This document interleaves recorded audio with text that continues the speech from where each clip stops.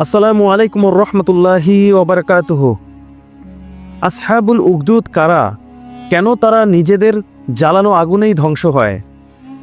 পবিত্র কোরআনের 85তম সূরা বুরুজের প্রথম 10 আয়াতে আসহাবুল উকদুদের ঘটনার সংক্ষিপ্ত বর্ণনা এসেছে। প্রথম 3 আয়াতে আল্লাহ 4টি বস্তুর নামে শপথ করে চতুর্থ আয়াত থেকে মূল কাহিনীতে প্রবেশ করেছেন। নিশ্চয়ই 4 বস্তু হলো কক্ষপথ বিশিষ্ট আকাশ, কিয়ামতের দিন, আরাফাতের দিন এবং শুক্রবার। মুফাসসিরগণ বলেছেন, ঘটনার গুরুত্ব বোঝাতেই এখানে আল্লাহ তাআলা এসব বস্তুর শপথ করেছেন। প্রসিদ্ধ বর্ণনা মতে বর্তমান সৌদি আরবের দক্ষিণ পশ্চিমাঞ্চলে অবস্থিত ইয়েমেন সীমান্তবর্তী শহর নাজরানেই এই ঘটনা ঘটেছিল। ইসলামের আগমনের আগে অঞ্চলটি ইয়েমেনের হিমিয়ার রাজ্যের অন্তর্ভুক্ত ছিল। আরব রূপকথার অনুযায়ী জু নওয়াস ওরফে ইউসুফ ইবনে শারাহবিল নামের এক ইহুদি শাসক আলোচ্য ঘটনাটি ঘটিয়েছিলেন। হাদিসে এই ঘটনার বিস্তারিত বিবরণ থাকলেও শাসক ও স্থান চিহ্নিত করা যায়নি।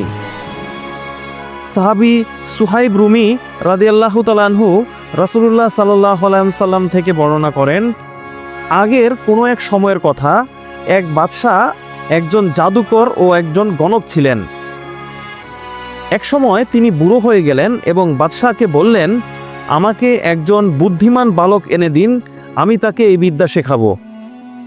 বাদশাহ এক বুদ্ধিমান বালককে গণকের হাতে সোপর্দ করলেন। ওই বালক যে পথে গণকের কাছে যেত সে পথে এক পাদ্রীর বাড়িও ছিল। বালক আসা যাওয়ার পথে পাদ্রীর দরবারে বসত এবং তার কথা মনোযোগ দিয়ে শুনত। পাদ্রীর প্রতি বালকের মুগ্ধতা তৈরি হয়। একদিন বালকের পথে এক বড় জন্তু, বাঘ অথবা সাপ বসেছিল। ফলে মানুষের চলাচলের পথ বন্ধ হয়ে যায়। বালক ভাবল, জাদুকর সত্য না পাদ্রী সত্য তা পরীক্ষা করে দেখার এটি মোক্ষম সময়। সে একটি পাথরের টুকরো কুড়িয়ে নিল এবং বলল, হে আল্লাহ, যদি পাদ্রীর আমল তোমার কাছে জাদুকরের আমল থেকে উত্তম এবং পছন্দনীয় হয় তাহলে এই জন্তু মেরে ফেলো, যাতে মানুষের চলার পথ চালু হয়ে যায়। এই বলে বালকটি পাথর ছুঁড়ে জন্তুটিকে হত্যা করল। বালক পাদ্রীর কাছে সব কথা খুলে বলল। পাদ্রী বললেন, বাবা, এবার তুমি জ্ঞানের পূর্ণতায় পৌঁছে গেছ। তোমার পরীক্ষা শুরু হতে চলেছে। এই পরীক্ষায় কোনোভাবেই আমার নাম প্রকাশ করবে না। সেই বালককে আল্লাহ অলৌকিক ক্ষমতা দিলেন। সে অন্ধ, ধবল রোগী সহ অনেক রোগীদের জন্য দোয়া করতে লাগলো এবং তারা সুস্থ হতে লাগলো। তবে কেবল তারাই এই দোয়া পেত যারা খ্রিস্ট ধর্মের সেকালের সত্য ধর্ম প্রতি ঈমান আনার ঘোষণা দিত। একদিন বাদশাহ এক অন্ধ ঘনিষ্ঠজনের চোখও তার দোয়ায় ভালো হয়ে যায়। এই অলৌকিক ক্ষমতার খবর ইহুদি বাদশার কানে গেলে বাদশাহ বিচলিত হয়ে পড়েন। বালকের ধর্মে ঈমান আনা কিছু লোককে বাদশার আদেশে হত্যা করা হলো। বালককেও হত্যা করার জন্য কয়েকজন লোককে ডেকে বললেন, এই বালককে উঁচু পাহাড়ের ওপর নিয়ে গিয়ে নিচে ফেলে দাও। বালক আল্লাহর কাছে দোয়া করলে পাহাড় কাঁপতে লাগলো। ফলে সে ছাড়া সবাই পাহাড় থেকে পড়ে মারা গেল। এবার বাদশাহ তাকে অন্য এক লোকের হাতে তুলে দিয়ে বললেন, একে একটি নৌকায় চড়িয়ে সমুদ্রের মাঝে নিয়ে ফেলে দাও। সেখানেও বালকের দোয়ায় নৌকা উল্টে গেল। ফলে সকলে পানিতে ডুবে মারা গেল, তবে বালকটি বেঁচে গেল। এবার বালক বাদশাহকে বলল, আপনি যদি আমাকে হত্যা করতেই চান তাহলে এই সঠিক পদ্ধতি হলো, একটি খোলা ময়দানে জনগণকে জমায়েত করুন, এরপর বিসমিল্লাহি রাব্বিল গুলাম তথা বালকের প্রভুর নামে শুরু করছি বলে আমার দেহে তীর মারুন, দেখবেন আমি মারা যাব। বাদশাহ তাই করলেন। বালকও মারা গেল। তবে ঘটনাস্থলে উপস্থিত লোকজন সমবেত কণ্ঠে বলে উঠল, আমরা এই বালকের রবের প্রতি ঈমান আনলাম। বাদশাহ আরও বেশি চিন্তিত হয়ে পড়লেন।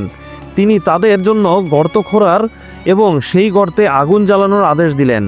এরপর বললেন, যে ব্যক্তি বালকের ধর্ম থেকে ফিরে আসবে না তাকে এই আগুনের গর্তে ফেলে দাও।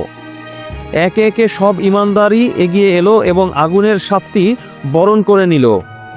শেষে একটি নারীর পালা এলো, তার সঙ্গে শিশুও ছিল। তিনি একটু পশ্চাৎপদ হলে শিশুটি বলে উঠল, মা, ধৈর্য ধরুন, আপনি সত্যর ওপরে আছেন। সহিহ মুসলিম দুনিয়া বিমুখতা অধ্যায়, আসহাবে উকদুদ পরিচ্ছেদ, হাদিস নং 3005। তবে এই ঘটনা এখানেই শেষ নয়। এরপর সেই প্রলয়ঙ্করী আগুন বাদশাহ ও তার দলবলকেও গ্রাস করে নেয় এবং পুরো শহর পুড়িয়ে ছাই করে দেয়। এভাবেই আল্লাহ আযাব সেই অবাধ্য শাসক ও তার সহযোগীদের ধ্বংস করেছিল। তবে আগুনে মুমিনদের কোনো কষ্ট হয়নি। কারণ হিসেবে রবি ইবনে আনাস রহমতুল্লাহি আলাইহি বলেন, মুমিনদের আগুনে ফেলে দেওয়ার পর আগুন তাদের গায়ে লাগার আগেই আল্লাহ তাআলা তাদের জান কবজ করে নিয়েছিলেন। এভাবেই তিনি মুমিনদের দহন যন্ত্রণা থেকে রক্ষা করেন। ফলে তাদের মৃতদেহই কেবল আগুনে পুড়েছিল। এরপর আগুন আরও বেশি জ্বলে ওঠে এবং তার লেলিহান শিখা পুরো শহরে ছড়িয়ে পড়ে। ফলে যারা ঈমানদারদের আগুনে দগ্ধ হওয়ার তামাশা দেখছিল, তারাও সেই আগুনে পুড়ে ভস্ম হয়ে যায়। ফাতহুল কাদির। এই ঘটনার প্রতি ইঙ্গিত করেই পবিত্র কোরআনে আল্লাহ তাআলা বলেছেন, ধ্বংস হয়েছে আসহাবুল উকদুদ তথা গর্তওয়ালারা, বাদশাহ ও সাঙ্গপাঙ্গরা, যে গর্তে দাউ দাউ করে জ্বলা আগুন ছিল। যখন তারা গর্তের পাশে বসেছিল এবং মুমিনদের সঙ্গে যা ঘটছিল তা দেখছিল, তারা মুমিনদের শাস্তি দিয়েছিল শুধু এই কারণে যে তারা প্রশংসিত পরাক্রান্ত আল্লাহর প্রতি বিশ্বাস স্থাপন করেছিল। আসমান জমিনের রাজত্ব যার, সেই আল্লাহ সব কিছুরই সাক্ষী। যারা মুমিন পুরুষ ও নারীকে পুড়িয়ে মেরেছে বা জুলুম করেছে, এরপরও তওবা করেনি, তাদের জন্য রয়েছে জাহান্নামের শাস্তি আর আছে দহন যন্ত্রণা। সূরা বুরুজ আয়াত 4 থেকে 10।